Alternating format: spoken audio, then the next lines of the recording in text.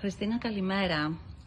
Ήρθα σήμερα εδώ στη Λάνασα, που σύμφωνα με το όπως λέτε είσαστε ένα σωματείο υπερπαιδιών με καρκίνο, φιλανθρωπικό, έτσι.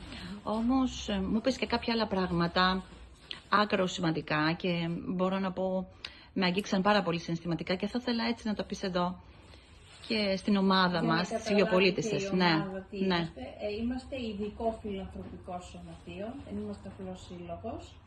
Έχουμε πιστοποιηθεί από το Υπουργείο Κοινωνικής Συνοχής και Οικογένειας για δεύτερη τετραετία, με ΦΕΚ το 2021 και καινούριο ΦΕΚ τώρα τον Αύγουστο του 2025. Τα νούμερα υπάρχουν στο site. Το site μας είναι το www.lanasa.org, όπως λέμε organization. Υπάρχουν όλες οι πληροφορίες, τα αρχεία μας, τα πάντα μέσα στο site. Όποιος θέλει δηλαδή να ενημερωθεί μπορεί.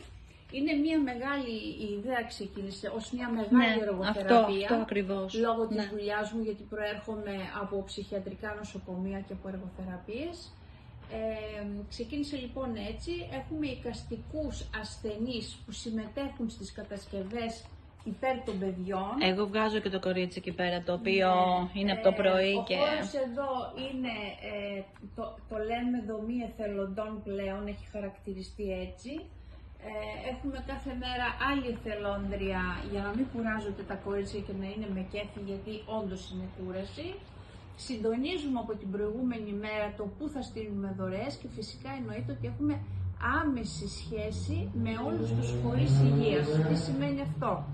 Ότι έχουμε μνημόνιο συνεργασίας με το Νοσοκομείο Παιδών Αγίας Σοφίας, με το Νοσοκομείο Παιδών Παναγιώτης και Αγλαή Κυριακού. Έτσι είναι, με νοσοκομεία τα οποία είναι για τα παιδάκια, τα οικολογικά.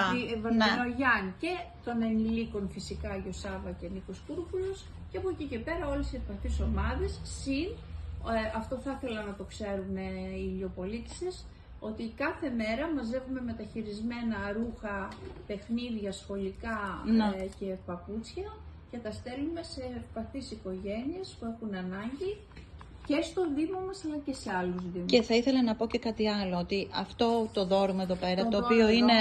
Ναι, είναι ζωγραφική, όχι κουπάζ, είναι της κυρίας Μαρίας Μανουσιάδου, είναι ζωγράφος που εκθέθηκε στο εξωτερικό.